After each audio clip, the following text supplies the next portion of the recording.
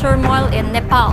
A chaotic resignation as the Prime Minister steps down after days of violent protests that have left individuals dead. In the Middle East, Israel launches a surprise Hamas strike in Qatar, targeting top leaders of the group even as ceasefire talks remain stalled. Back in the United States, outrage grows over the refugee murder on a North Carolina train. The victim, a young Ukrainian woman, and now President Trump is seizing on the case to slam Democrats over crime. In Europe, relations take a sharp downturn in a diplomatic rift. Spain bans 2 Israeli ministers and recalls its ambassador in a direct challenge to Jerusalem. Meanwhile, Poland moves to secure its frontier, keeping the border sealed as Belarus and Russia prepare for massive joint military drills. In Asia, Thailand's former Prime Minister Thaksin is ordered back to prison after the country's top court rules his hospital stay doesn't count toward his sentence. In Brazil, the Supreme Court nears a verdict in the coup trial of Jair Bolsonaro, accused of plotting to overturn his 2022 election loss. Here at home, an exclusive. Former Speaker Pantaleon Bebot Alvarez breaks his silence on the Marcos Jr. versus Duterte Congress clash. He insists the House under his leadership always followed the National Expenditure Program. And from the court to the hardwood, the Chicago Bulls lock in Josh Giddey with a blockbuster deal. Giddey cashes in on $100 million after a standout season. I am Faith Agustin. Newsline World starts now.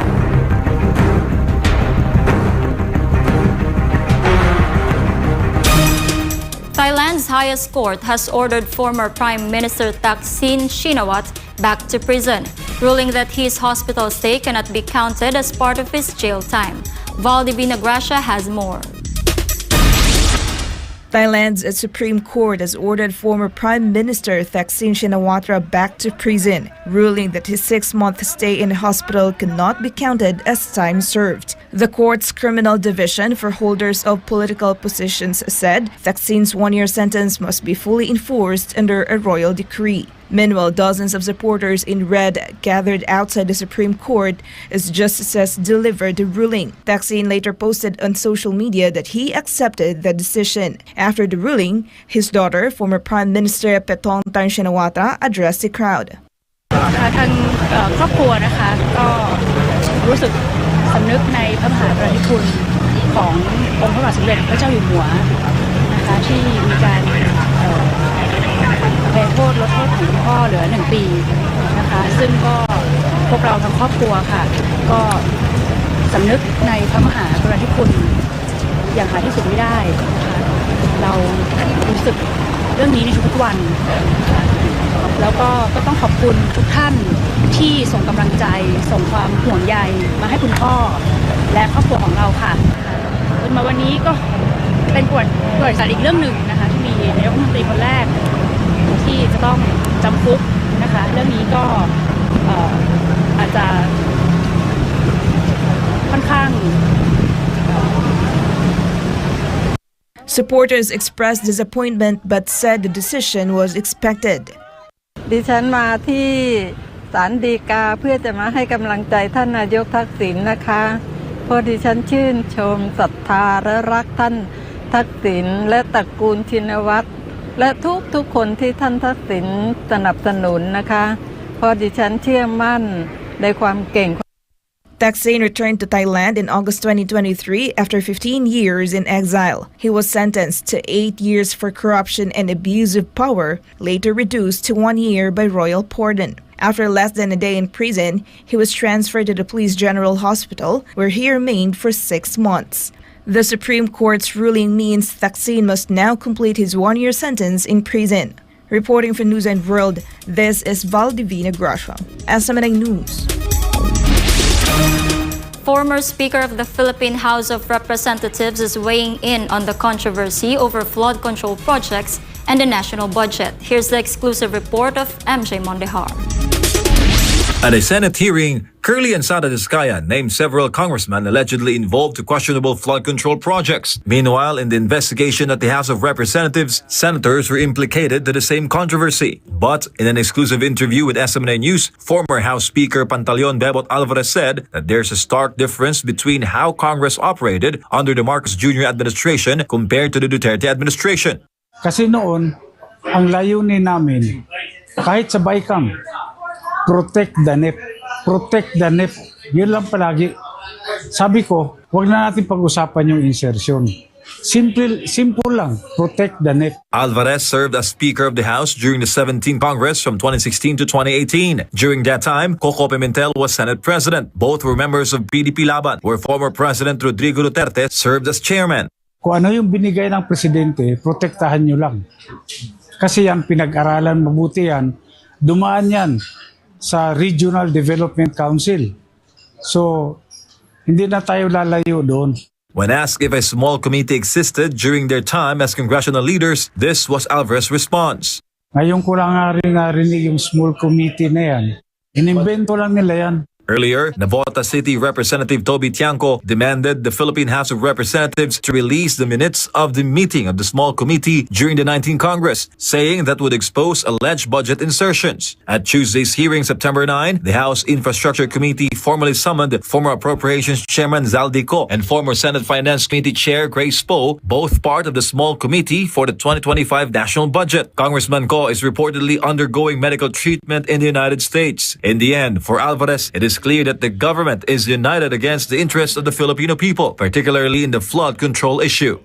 Well, malinaw no na tanghali na bayan, panahon na para kumilos. Tama na yung chat dyan, kumilos na tayo. For Ganamabul of Philippines, I'm Jay Mondihal, SMNA News. In the Philippines, President Ferdinand Marcos Jr. announced that unutilized funds from the 2025 national budget earmarked for flood control projects will be reallocated to other critical sectors, including health and education. Marcos said that out of the 350 billion pesos allocated for flood control programs in 2025, an estimated 225 billion pesos is expected to remain unused. The president clarified that the flood control budget for 2025 will be approximately 275 billion pesos, with allocations for foreign-assisted projects remaining intact as originally planned. Meanwhile, Marcos noted that the locally funded portion, estimated at 225 billion pesos, could be redirected to other key government priorities such as health, education, and other departments that are in need of this funding.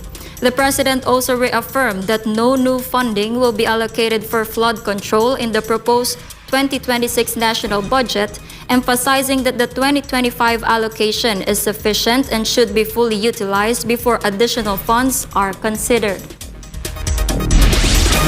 As he prepares to celebrate his 68th birthday, President Ferdinand Marcos Jr. shared his birthday wish for the Filipino people.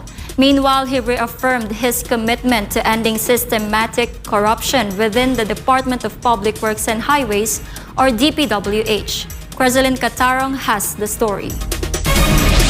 Stable development that is both Philippine President Ferdinand Marcos Jr. revealed that his birthday wish remains the same since he first entered politics, to uplift the lives of all Filipinos, especially the poor. He says his greatest hope is for a nation where no Filipinos goes hungry.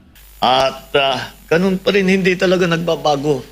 Sana maabot natin yung aabutin natin yung aking pinapangarap na wala nang gutom na Pilipino. President Marcos will celebrate his 60th birthday on September 13th. The president also strongly asserted the need to dismantle the deeply rooted corruption within the government bureaucracy, particularly in agencies involved in infrastructure projects. He stressed the importance of understanding how corruption became embedded in government operations, where practices such as kickbacks appear to have become normalized over the years. Marcos pledged to put an end to corruption in the DPWH, citing over 2 decades of persistent abuse that must no longer be tolerated. Despite existing laws and regulations, he said the problem persisted because of poor implementation, allowing illegal practices to thrive unchecked. And we haven't been following them, apparently, it turns out, for at least 21 years. Because the date we keep seeing is 2003. So 21 years na ganito. So it got worse and worse and worse and worse. And the shocking part of this is that it became normalized. Earlier, the president announced plans to establish an independent commission to investigate anomalies in flood control projects within the DPWH. For God and for my beloved country, the Philippines, this has been Kerseling Katarong, SMNI News. In Seoul, President Lee Jae-myung is promising the safe return of hundreds of Korean workers detained in a U.S. immigration raid as the incident stirs diplomatic concern. Justine Nazario files this report.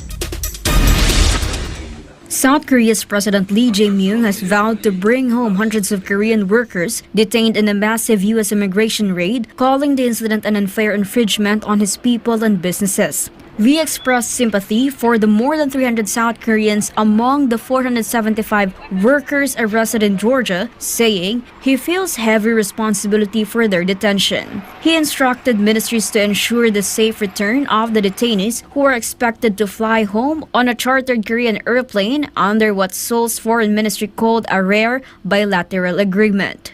The president also urged institutional reforms with Washington to prevent similar incidents, stressing that negotiations must reflect mutual trust and the spirit of the alliance. 미국 이민당국에 의해서 보금됐던 우리 국민들께서 조만간 귀국할 예정입니다. 갑작스러운 일에 많이 놀라셨을 텐데 깊은 위로 말씀을 드립니다. 국민 안전의 최종 책임자인 대통령으로서 큰 책임감을 느낍니다. 관계부처는 모든 분들이 안전하게 돌아오실 때까지 상황을 계속해서 세심하게 관리해 주시기 바랍니다. 한미 양국의 동반 발전을 위한 우리 국민과 기업 활동에 부당한 침해가 가해지는 일이 다시는 재발하지 않기를 바랍니다. 우리 정부는 유사한 사례가 반복되지 않도록 미국과의 긴밀한 협의를 통해 합리적 제도 개선을 신속하게 추진해 나가겠습니다. 실질적 성과가 나올 수 있도록 상호 신뢰와 동맹 정신에 따라 교섭 노력을 적극적으로 기울여 주시기 바랍니다.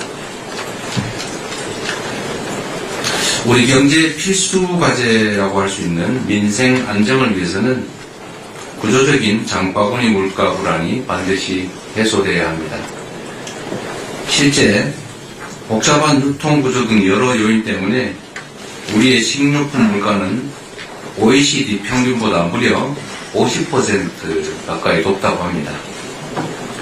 같은 고물가라도 그 충격은 취약계층에게 더 클 수밖에 없고 이런 양극화와 불평등을 The raid, described as the largest workplace immigration sweep under the Trump administration, has raised diplomatic concern. South Korea's foreign minister has offered to personally travel to Washington to help resolve the situation. The controversy follows multi-billion-dollar U.S. investments recently announced by South Korean firms, including Hyundai and Korean Air. The Hyundai plant in Georgia, set to open next year and employ 8,500 people, is now facing uncertainty after the immigration crackdown. This is Justine Nazario, citizen correspondent reporting for Newsline World. Up next, in Europe, relations take a sharp downturn in a diplomatic rift. Spain bans 2 Israeli ministers and recalls its ambassador in a direct challenge to Jerusalem. Meanwhile, Poland moves to secure its frontier, keeping the border sealed as Belarus and Russia prepare for massive joint military drills. And in Brazil, the Supreme Court nears a verdict in the coup trial of Jair Bolsonaro, accused of plotting to overturn his 2022 election loss. Newsline World will be back.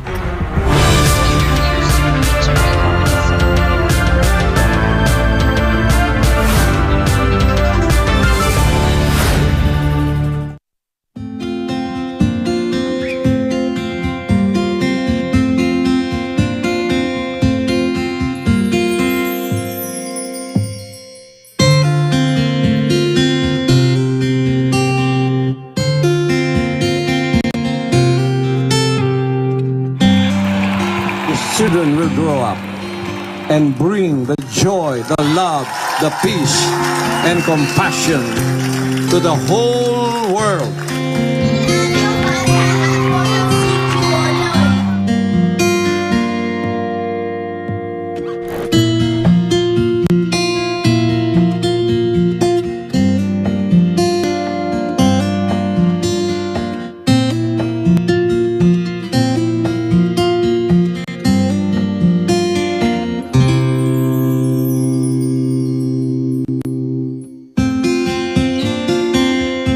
We only have one planet.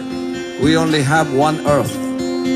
And I hope that this new generation of children that we have reached out will become millions and billions and bring peace on Earth. Bring peace to humanity.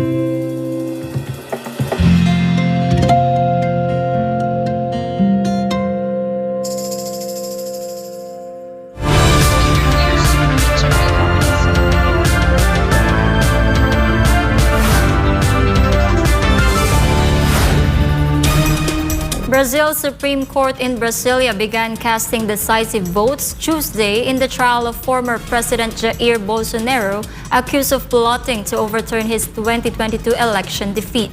Jane Cognita for the details.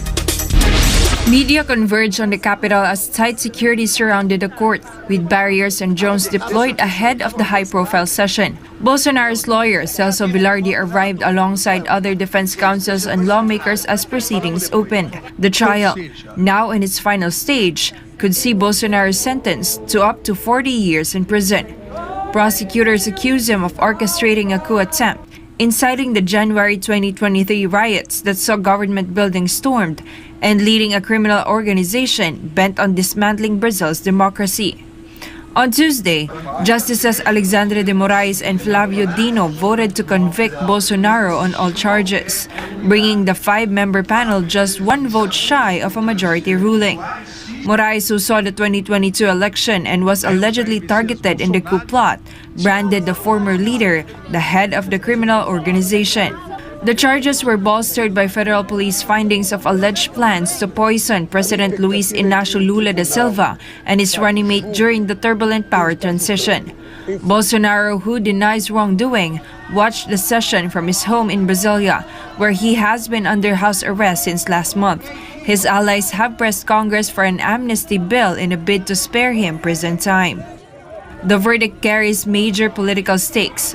Already barred from holding office until 2030 for undermining Brazil's voting system, a conviction could further dash Bolsonaro's hopes of staging a political comeback against Lula in next year's election.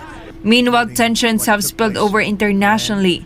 U.S. President Donald Trump accused Brasilia of persecuting Bolsonaro and imposed steep tariffs on Brazilian goods in response, prompting sharp condemnation from Brazil's government as unlawful interference in domestic affairs. This has been Jane Cognita, your citizen correspondent, reporting for Newsline World.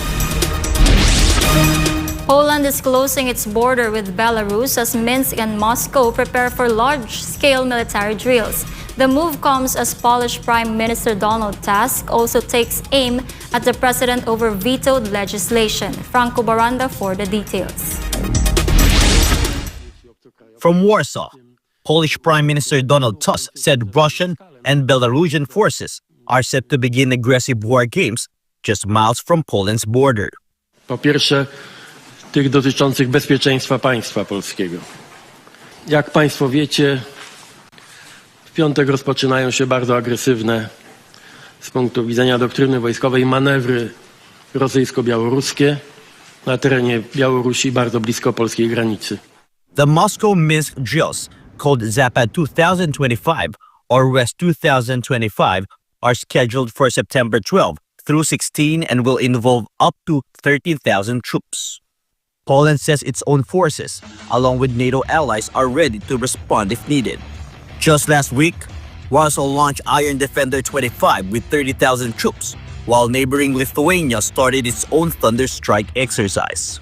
Belarus has not commented on the border closure, but last month, its defense minister Viktor Krenin accused Warsaw of using the drills as a pretext for mobilizing troops. Meanwhile, Tusk also used his address to slam President Karol Nawrocki for vetoing key legislation, one on wind energy and another expanding Poland's 800-plus child benefit program to Ukraine refugee families.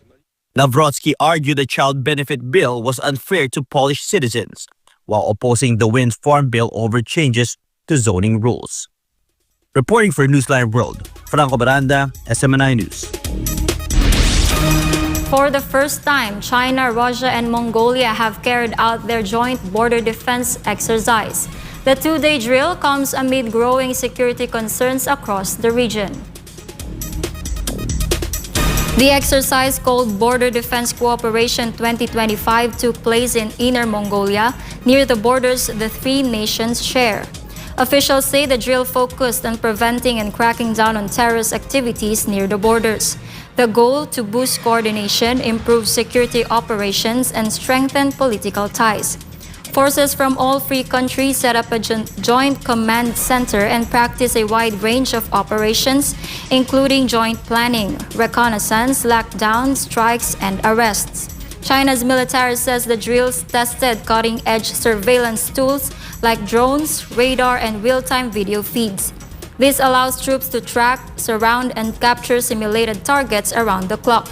Troops also run day and night operations from air and ground using a multi-layered approach to encircle and subdue simulated terrorist groups.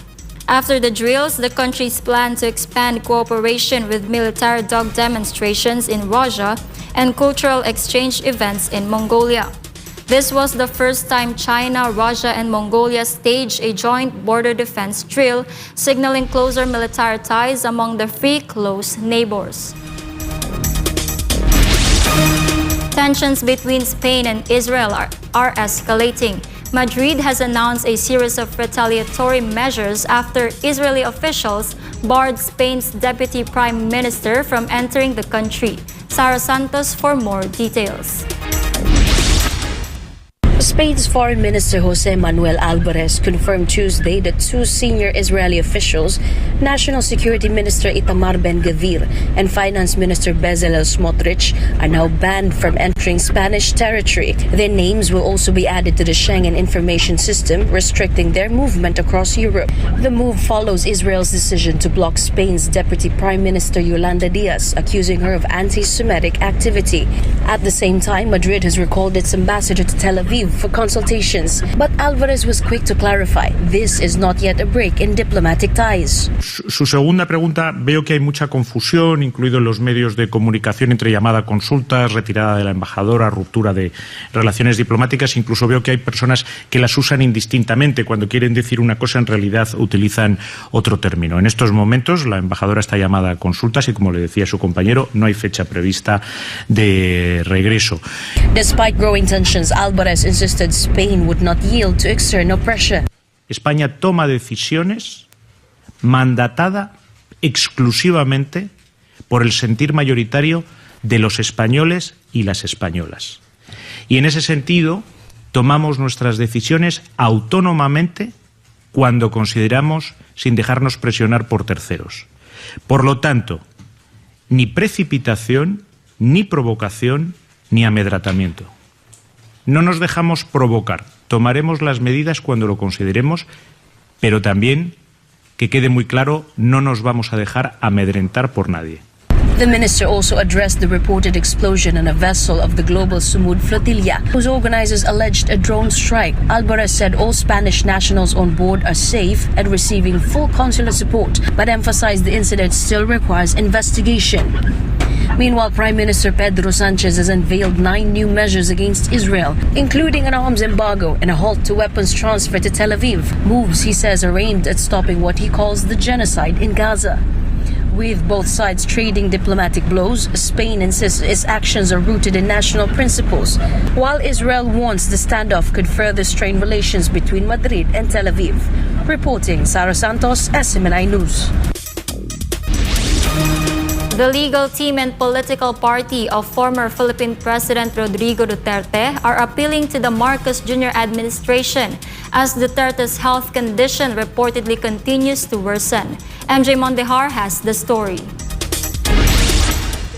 Judges at the International Criminal Court or ICC have postponed the scheduled confirmation of charges hearing of former President Rodrigo Duterte. It was initially set for September 23 at The Hague to determine whether there's sufficient basis to proceed with a trial against the former chief executive. Earlier, Duterte's camp had requested the postponement, citing that the former president was allegedly unfit to attend. A majority of the judges granted the defense's request and issued a limited postponement. In an interview conducted in The Hague by overseas Filipino Alvin Dave Zarzate with Duterte's lead counsel Nicholas Kaufman, the lawyer confirmed that the former president's health continues to deteriorate. According to Kaufman, Duterte's health has long been in decline, making it difficult for him to comprehend the evidence and provide clear instructions to his lawyers. He added that while Duterte remains spirited, the toll of age and detention has become increasingly evident. The defense is now appealing for Duterte to be allowed to return to the Philippines so that he may face any judicial process with dignity. They're also calling for equal treatment for the former Philippine president. Meanwhile, for the Partido Demokratiko Pilipino or PDP, of which Duterte remains chairman, the former president should be allowed to return to the Philippines. In an official statement sent to SMNI News, PDP Vice Chairman Alfonso Cusi urged the Marcos Jr. government to grant the request for Duterte's return. Cusi stressed that it is not a matter of politics but of humanity, as the life and dignity of a fellow Filipino are at stake. For now, no definite date has been set for Duterte's confirmation of charges hearing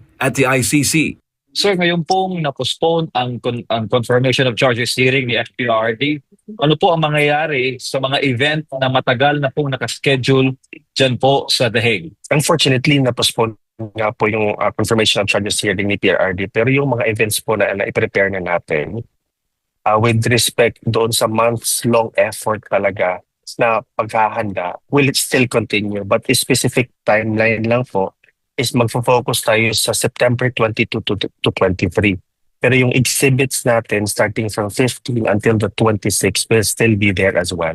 Because the aim of the exhibits is to actually increase visibility and awareness sa nangyayari kay PRRD. Pero yung events mismo kung saan hopefully marami tayong mga kababayan na mag-join dito sa event na to is 22nd and 23rd na lang po. For Government of Philippines, MJ Mondejar, SMNI News. Coming up, back in the United States, outrage grows over three refugees' murder on a North Carolina train. The victim, a young Ukrainian woman, and now President Trump is seizing on the case to slam Democrats over crime. In the Middle East, Israel launches a surprise Hamas strike in Qatar, targeting top leaders of the group even as ceasefire talks remain stalled. Stay tuned, more news after the break.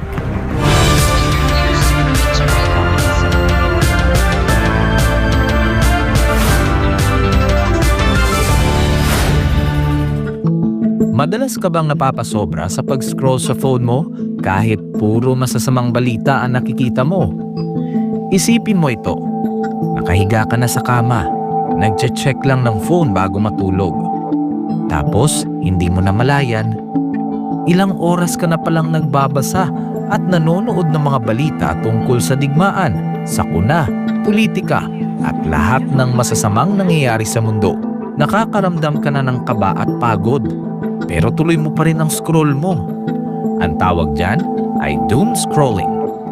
Ito ang habit ng paulit-ulit na pagtingin sa mga negatibo o nakaka-depress na content tulad ng digmaan, krimen o problema sa mundo. Nakaka-stress pero hindi mo pa rin mapigilan. Ayon sa isang pag-aaral ng Texas Tech University, ang sobrang konsumo ng masasamang balita ay nauugnay sa pagtaas ng stress, anxiety at pisikal na sintomas gaya ng pagkapagod at sakit ng ulo. Ayon naman sa Harvard Health, ang doom scrolling ay nagpapataas ng fight or flight hormones tulad ng cortisol at adrenaline na nakakapagpabigat ng isip at katawan. Nakakaapekto ito sa iyong mood, tulog at maging sa mental at physical health mo. At kapag naman puro memes at random na content ang pinapanood mo ng sunod-sunod hanggang sa mawalan ka na ng gana na mag-isip at gumawa ng iba pang gawain, ang tawag naman dyan ay brain rot. Sa Gen Z at tinatawag na internet culture, ang brain rot ay overconsumption o sobrang tagal na panonood ng paulit-ulit, mababaw, magulo o walang saysay na content online hanggang sa parang manhid na ang utak mo. Kapag nasobrahan, syempre, nakakasama. Nawawalan ka na ng focus, nawawala ang motivation, hirap mag-isip ng malalim, parang lutang o foggy ang utak. Masaya sa simula, pero kapag sobra, napapagod ang isip mo. Nahihirapang mag-concentrate at parang lutang. Mas delikado pa ito sa mga bata dahil ang utak nila ay nasa proseso pa ng pag-develop. Kaya mas malakas ang epekto ng doom scrolling at brain rot sa kanila. Maaaring makaapekto sa pag-aaral, pag-iisip at pakikitungo sa iba. Ang higit sa 4 na oras ng screen time araw-araw sa mga kabataan ay konektado sa 35 to 88% na mas mataas na posibilidad ng depresyon, anxiety at stress. Base ito sa isang malawakang pag-aaral sa Brazil. Kaya, maging balanse. Magpahinga sa screen, magbasa, makipagkwentuhan, magdasal, maging present lagi. Alagaan ang iyong isipan. Kung anong itinatanim sa isipan mo, yun ang lalago.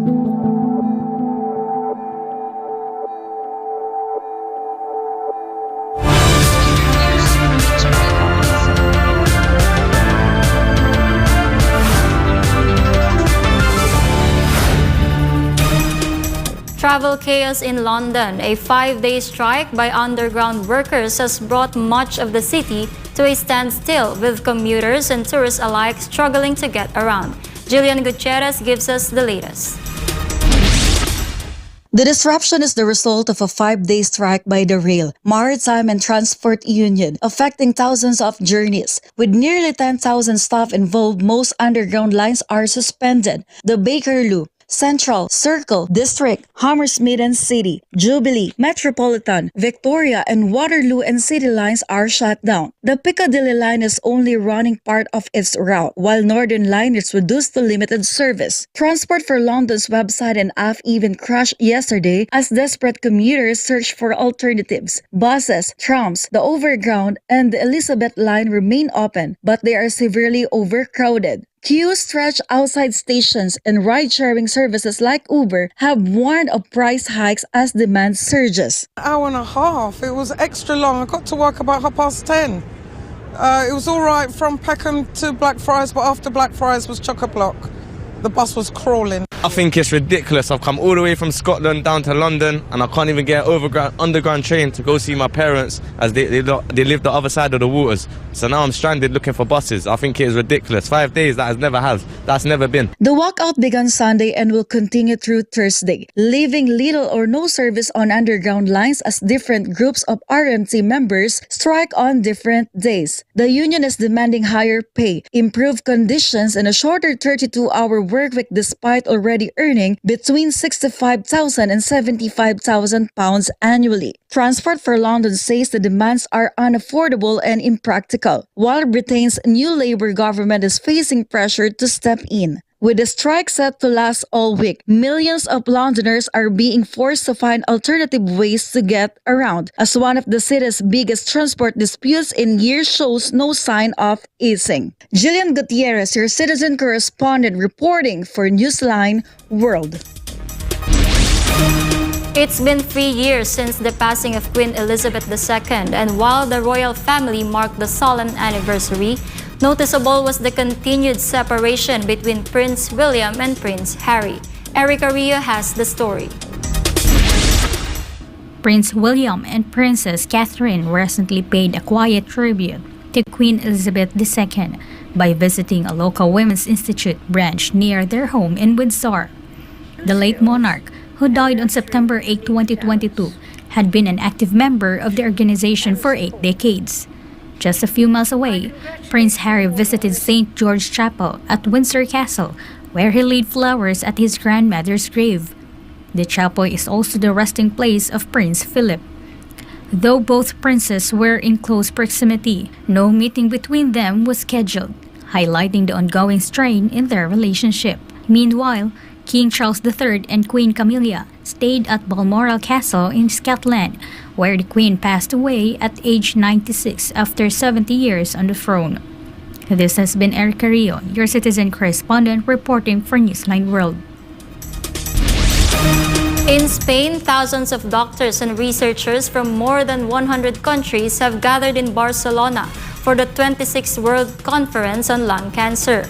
The four-day meeting is showcasing the latest breakthroughs in prevention, diagnosis, and treatment. Barcelona became the center of lung cancer research this week.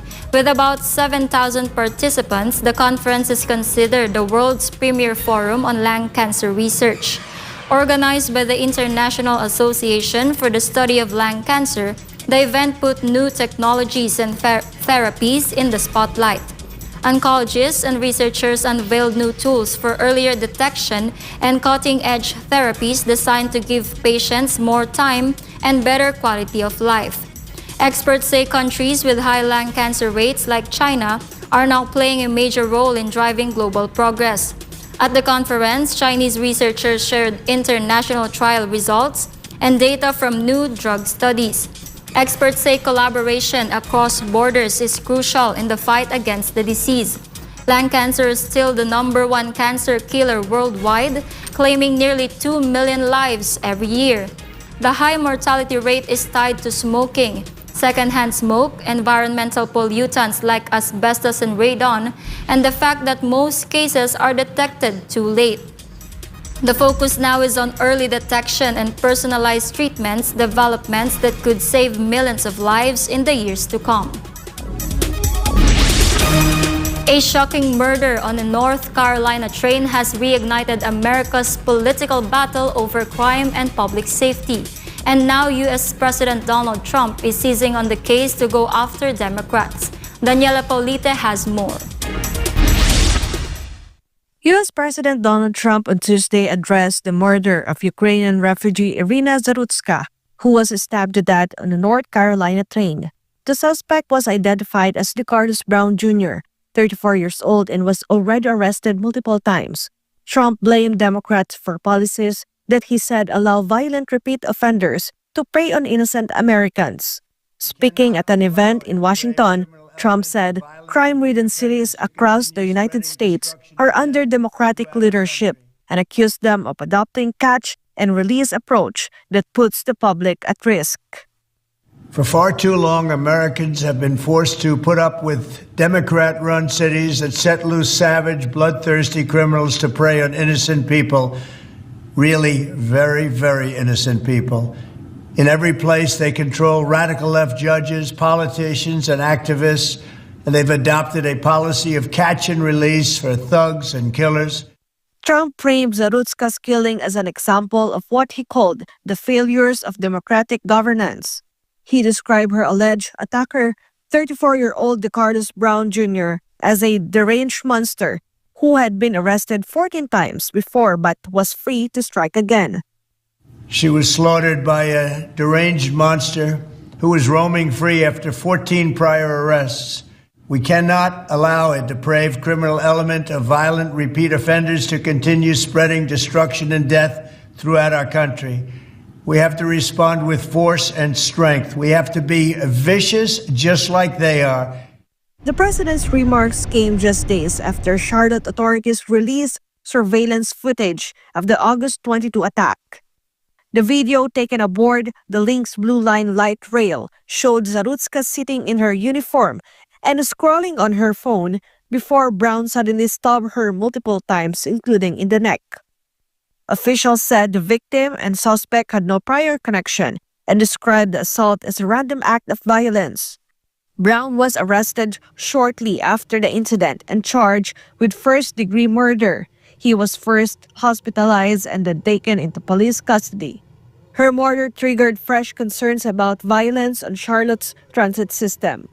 White House Press Secretary Caroline Leavitt echoed his sentiments, describing Brown as a savage career criminal and that Zarutska's death was preventable. This is pure evil on full display.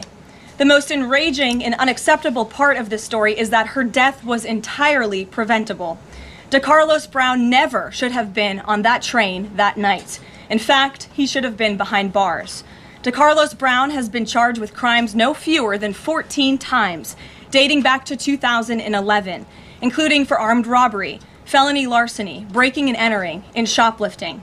Brown had previously served 5 years in prison for a robbery with a deadly weapon charge, and he had also forfeited bonds 3 different times, twice in 2014 and once in 2023.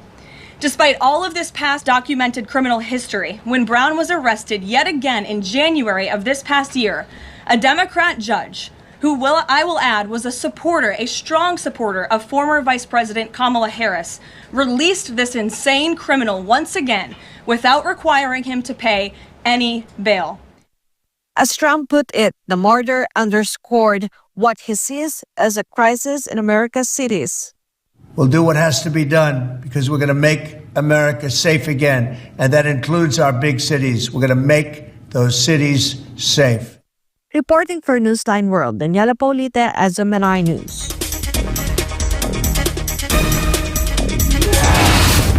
After the break, political turmoil in Nepal. A chaotic resignation as the Prime Minister steps down after days of violent protests that have left individuals dead.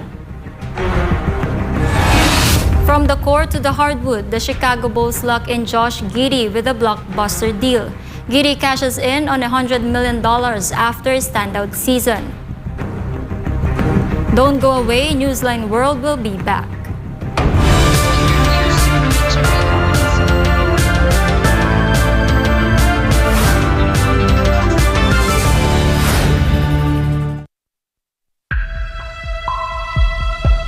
Sa kabila ng mga mas modernong kaalaman at teknolohiya, nananatiling matindi ang banta ng HIV sa Pilipinas.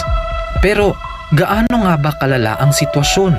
Ang HIV o Human Immunodeficiency Virus ay isang sakit na sumisira sa immune system ng katawan. Ngunit tandaan, hindi ito nakukuha sa simpleng pakikisalamuha. Hindi mo agad mararamdaman, pero unti-unti nitong pinapahina ang katawan. At kapag hindi naagapan, humahantong ito sa AIDS, ang huling yugto na impeksyon, kung saan halos wala ng panlaban ng katawan laban sa sakit. Patuloy na dumadami ang kaso ng sakit na ito sa Pilipinas. Isang nakababahalang pagtaas, umabot na sa 500% ang itinaas ng HIV cases sa mga kabataang edad 15 hanggang 25. Ayon mismo sa Department of Health, 56 na bagong kaso ang naitatala kada araw sa bansa mula Enero hanggang Marso 2025. At ang pinakamatinding apektado, ang kalalakihan at kabataang Pilipino. Dahil dito, ang Pilipinas na ngayon ang may pinakamataas na bilang ng bagong kaso ng HIV sa buong Western Pacific region. Isang indikasyon ng lumulubahang sitwasyon. Kaya nananawagan ng Department of Health gawing opisyal at urgent ang laban sa HIV sa pamamagitan ng isang Public Health Emergency Declaration. Kalalakihan ng pangunahing apektado, 95% ng bagong kaso ay lalaki. Mahigit 1/4 ay kabataang nasa edad 15 hanggang 24. Habang wala pang deklarasyon, patuloy ang DOH sa mga sumusunod na hakbang: HIV testing, libreng gamot, self-test kits, at pakikipagtulungan sa DepEd para sa edukasyon sa mga paaralan. Isinulong rin ng DOH ang online patient appointment system para sa HIV patients. Layunin nitong gawing mas madali at mas personal ang pag-access sa libreng gamutan at konsultasyon.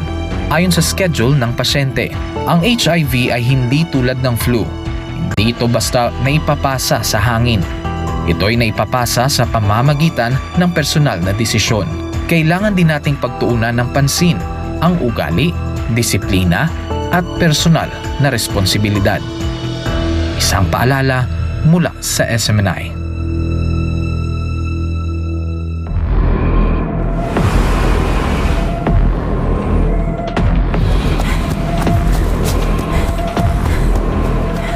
Hoy, magnanakaw! Tingin! Pulis to! Hala, magnanakaw! Magnanakaw! Magnanakaw! Uy, magnanakaw! Magnanakaw! Magnanakaw! Ano kayang gagawin ko? Ipamimigay ko yung konti para tumigil sila sa pag-iingay. Pare, magnanakaw, namimigay ng pera. Ito ang sayo. Wow! Ang bait ng magnanakaw! Ito naman sayo. Kuya, yung eto share ko! Huwag ka nang maingay. Eto pa. Tama na yan. Nakikipalato lang kayo eh. Huwag nang maingay.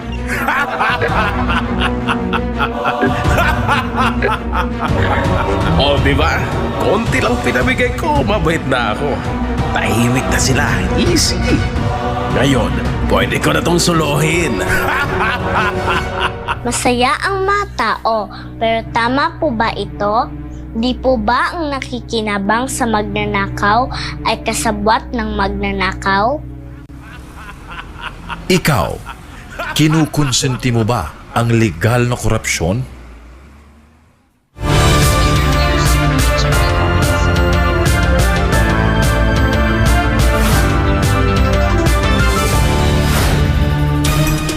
Chaos has gripped the capital of Nepal as Prime Minister KP Sharma Oli resigns under pressure from massive Gen Z-led protests. Government buildings and homes of political leaders have been set ablaze.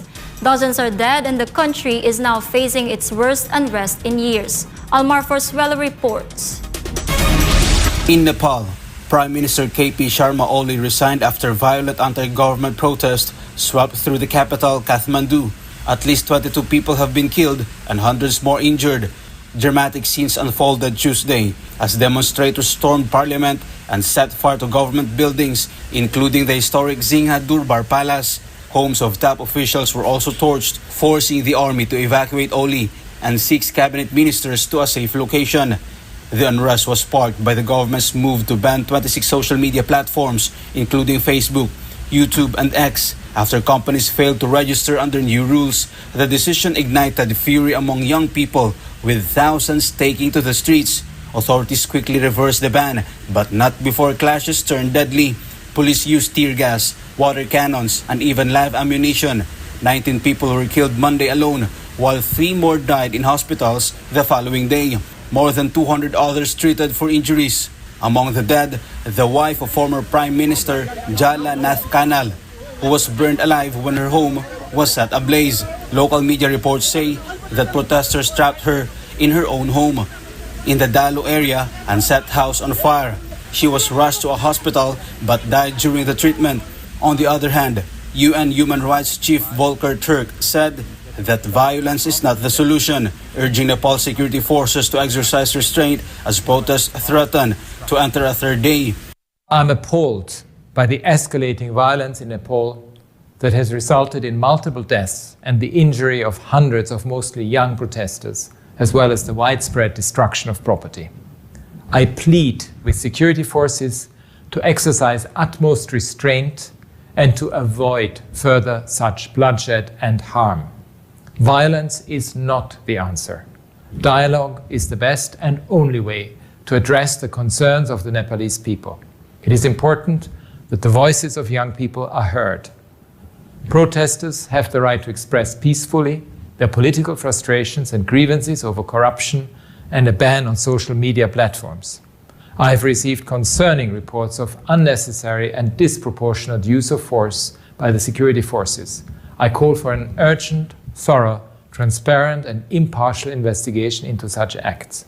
I'm also disturbed by reports of public buildings, businesses and private residents being attacked and in some instances set ablaze. Equally, I'm concerned by reports of physical attacks on senior government officials. I remind protesters that they too must uphold the spirit of peaceful assembly and refrain from violence.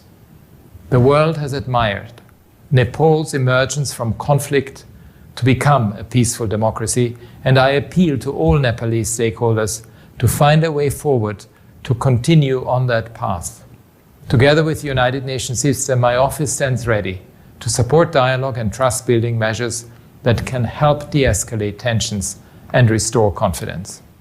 Nepal now faces a power vacuum and its worst political crisis in years. Protesters say they will continue until their demands for accountability and opportunity are met.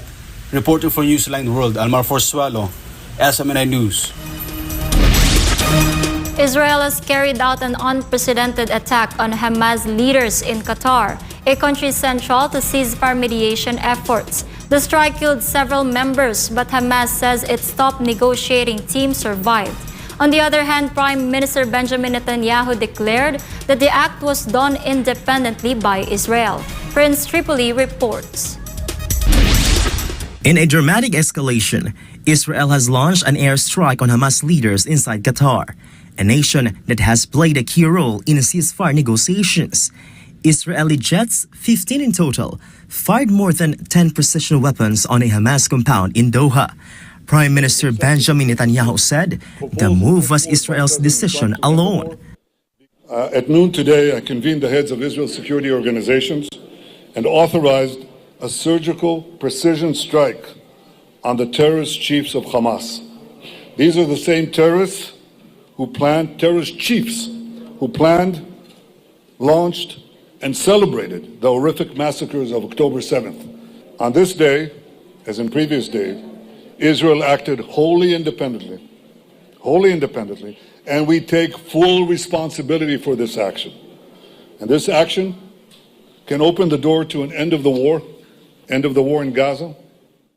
Hamas said the strike killed 5 members, including the son of Khalil al-Haya, head of its political bureau, and a senior AD. 3 bodyguards remain unaccounted for. But the group claims the negotiating delegation survived. A Qatari security official was also killed. Qatar's Prime Minister Sheikh Mohammed bin Abdulrahman Al Thani condemned the strike as an act of state terrorism, warning that the Emirate reserves the right to respond. He accused Netanyahu of undermining regional stability for personal gain and said the attack derailed ongoing U.S.-brokered mediation efforts aimed at securing a Gaza ceasefire and the release of Israeli hostages. Netanyahu has said that Israel has already accepted a ceasefire proposal from U.S. President Donald Trump, a plan that calls for the immediate release of all captives held by Hamas. Israel has accepted the proposal put forward by President Trump to end the war, beginning with the immediate release of all our hostages, which have been held in the dungeons of Gaza for 700 days. If President Trump's proposal is accepted, the war can end immediately. We can begin once again to pursue the expansion of peace in our region for the benefit of all. The strike occurred as Hamas leaders were convening in Doha to consider the latest U.S. trust terms. The attack has not only shaken ceasefire talks, but also raised fears of a wider escalation, with Qatar warning it may respond and Hamas vowing retaliation. Reporting for Newsline World, this has been Prince Tripoli, your citizen correspondent.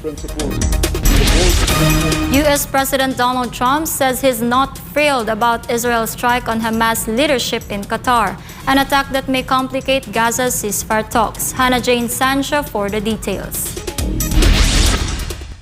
U.S. President Donald Trump expressed rare public displeasure with Israel, saying the Doha operation was badly handled. Well, I'm not thrilled. I'm not thrilled about it. I don't have to do that. I'm not thrilled about the whole situation. It's not a good situation. But I will say this, we want the hostages back, but we are not thrilled about the way that went down today. Did Mr. President, did Israel tell you in advance? The White House later said the president felt very badly about the strike and even tried to warn Qatar once he learned about it. But Qatari officials pushed back, saying the only call they received from a U.S. official came during the explosion, not before. Israeli media, however, reported that Washington had been notified in advance, with Israeli Channel 12 even suggesting Trump gave the green light for the operation. On Truth Social, Trump said the attack inside a sovereign nation and closely ally of the United States did not advance the goals of either Israel or America. He says the strike was Netanyahu's decision, not his, and that he views Qatar as a strong ally and regretted the attack's location. Trump said that once he was informed of the operation, he directed U.S. envoy Steve Witkoff to warn Qatari officials, but admitted the alert came too late. Despite his criticism, Trump called Hamas elimination a worthy goal and expressed hope the crisis could still open the door to peace. The U.S. president also confirmed he spoke with both Netanyahu and Qatari leaders, thanking Doha for its support and assuring them such a thing will not happen again on their soil. He also directed Secretary of State Marco Rubio to finalize a new defense cooperation agreement with Qatar, which the U.S. already designates as a major non-NATO ally. Trump says he'll deliver a fuller statement soon, but for now, the fallout from the Doha strike is already straining U.S. ties with Qatar and raising new doubts about the future of ceasefire negotiations in Gaza. Reporting for Newsline World, this has been Hannah Jane Sancho, SM9 News.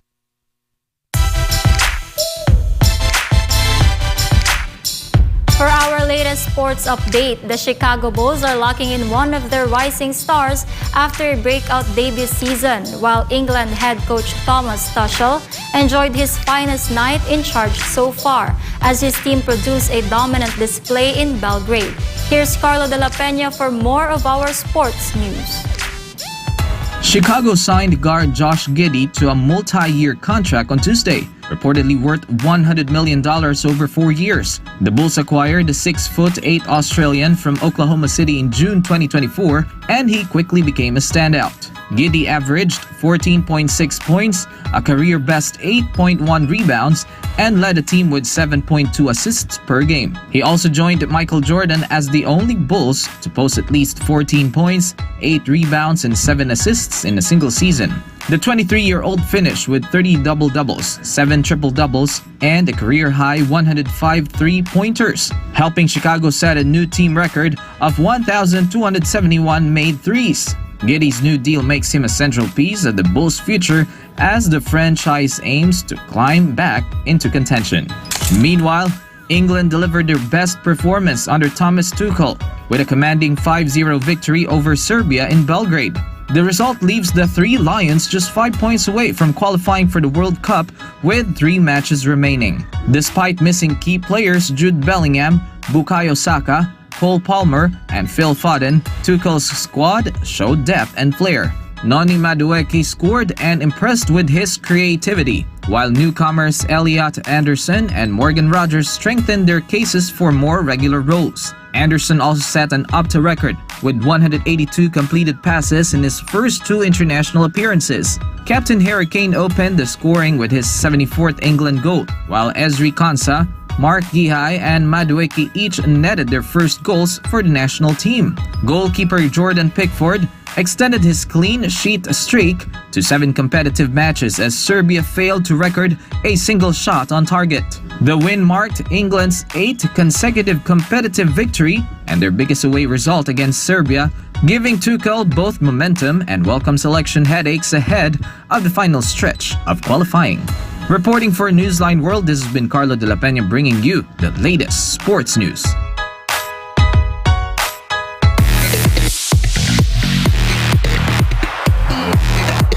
For today's showbiz update, an unexpected drama unfolded at a Toronto bar when an actor was caught off guard by a drunken punch during the film festival. And from an unexpected drama to full-on glamour, the Emmys 2025 is gearing up for a star-studded lineup. Which celebrities made it to this year's list of presenters? Let's find out in Stella Marie's Showbiz Update. James McAvoy was caught off guard by a drunken punch at the bar in Toronto on Monday. The incident happened during the Toronto International Film Festival. The 46-year-old actor was in Canada for the premiere of his directorial debut, California Skimin'. McAvoy was enjoying a casual evening with his wife when the altercation happened around 11:55 p.m. According to eyewitness, the actor remained calm throughout the situation while others at the venue stepped in to restrain and escort the aggressor out of the bar.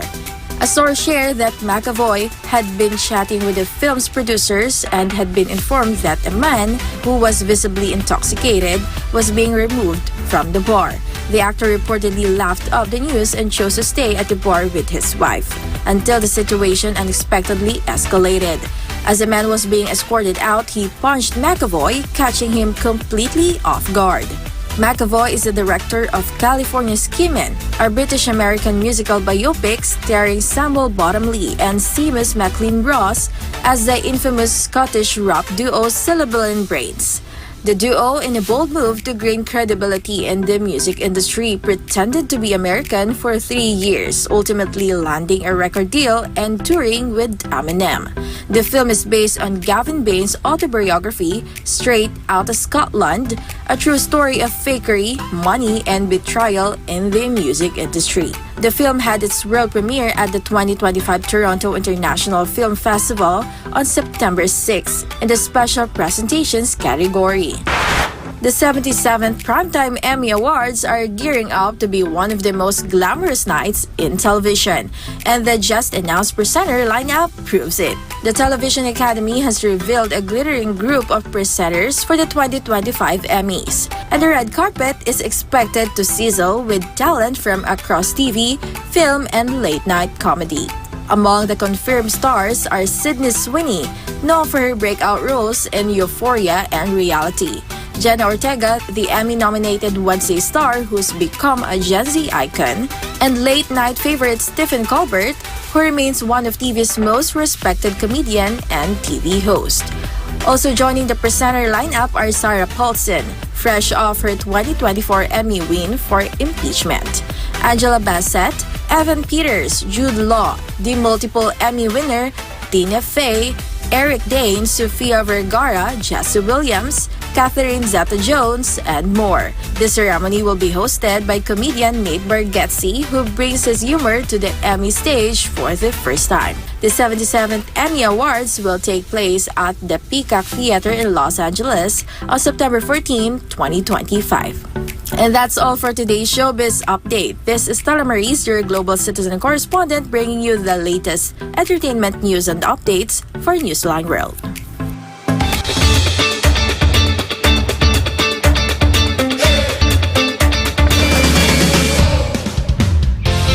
What began as a childhood fascination with toy locomotives has powered a young man all the way to the driver's seat, making him one of the youngest licensed train drivers in the UK at just 19 years old.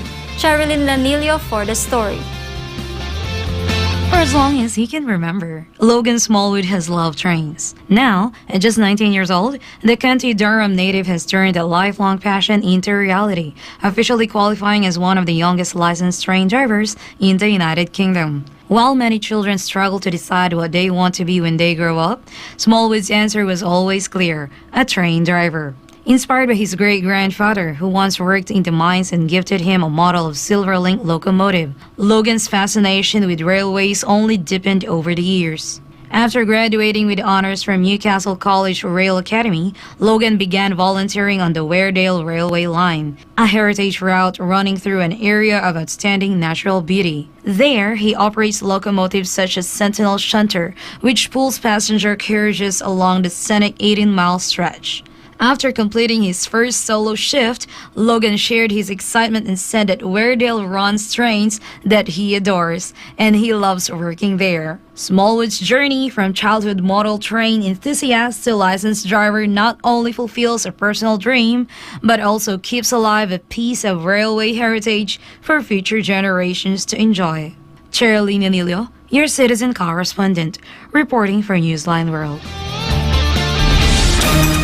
This is a developing story. South Korean President Lee Jae-myung has ordered the immediate suspension of a multi-billion peso bridge project in the Philippines under the Marcos administration after it was flagged for corruption risk. But according to the Philippine Finance Department, there is no such loan. The halt came after an investigative report revealed that the project, initially rejected by South Korea's finance ministry earlier this year, was revived under political pressure from a lawmaker now embroiled in a fund scandal. President Lee said the business in question had been identified as fraudulent, stressing that no public funds had yet been spent. But the Philippines Department of Finance has pushed back, saying there is no such 28 billion peso official development assistance or ODA loan agreement between Manila and Seoul. The DOF clarified that no ODA loan exists but assured transparency and accountability in all foreign partnerships. As of now, the South Korean embassy in Manila has yet to issue a statement. And before we end, may you be inspired with the words of the sun.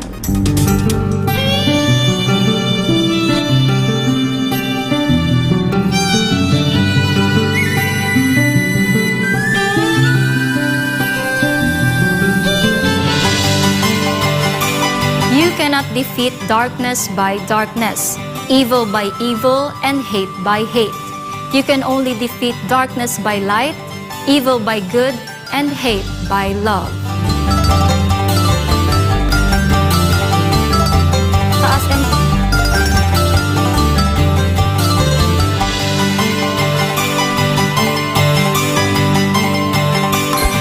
And as we keep track of the countdown, there's only 106 days left to go before Christmas.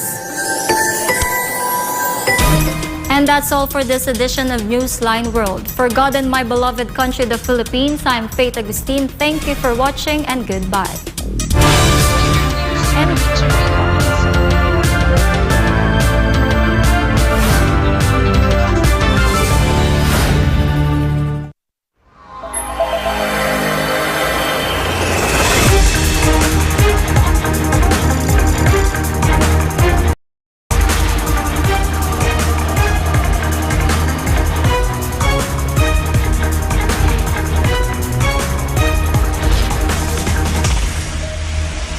This is SMNI News Channel.